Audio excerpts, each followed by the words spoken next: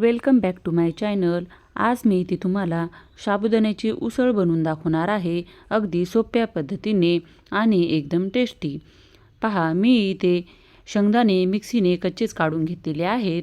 नंतर इथे मी हिरवी मिरची आणि जिरे पण मिक्सरने काढून घेतलेले आहेत, जाडसर आकारामध्ये काढलेले आहेत। नंतर इथे मी कोथिंबीर, शेंगदाण्याचा कूट, हिरवी मिरची, आलू कट करून घेतलेले आहेत आणि दूध। इथे पहा, मी साबुदाणा भिजत घातला होता 4-5 तास अगोदर। पहा, अशा प्रकारे भिजलेला आहे। इथे मी कढईमध्ये तेल गरम करायला ठेवलं, त्यामध्ये अगोदर कट केलेले आलू छान खरपूस असे छान परतवून घेतले। पहा, अशा प्रकारे कलर चेंज होईपर्यंत परतून घ्यायचे। नंतर त्यामध्ये इथे बारीक केलेली हिरवी मिरचीची पेस्ट टाकून घ्यायची।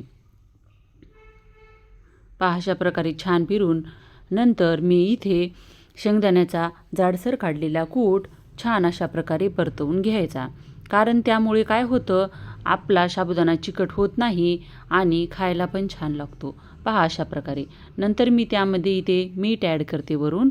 मीठ म्हणजेच आपलं सेंधव नमक। अशा प्रकारे छान ॲड करून घेतलं। नंतर थोडी मी इथे साखर ॲड केलेली आहे, त्यामुळे टेस्ट एकदम छान लागते। थोडासा लिंबाचा रस, अशा प्रकारे छान मिश्रण एकत्रित करून छान असे परतवून घ्यायचे। पहा, अशा प्रकारे नंतर मी इथे साबुदाण्यामध्ये दूध टाकलेलं आहे। दूध टाकल्यामुळे काय होतं, आपला साबुदाणा चिकट होत नाही।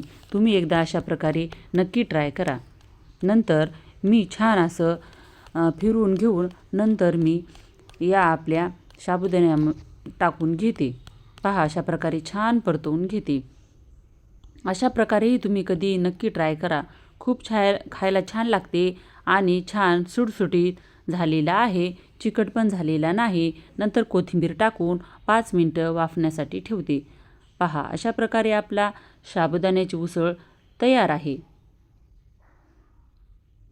तेल पण जास्त टाकायचं नाही, कारण शेंगदाण्याचंच तेल सुटते ना, त्यामुळे तेल पण व्यवस्थित थोडं कमी प्रमाणातच टाकायचं। इथे छान मी दही घेतलेलं आहे सोबत आणि ही आपली तयार आहे उसळ।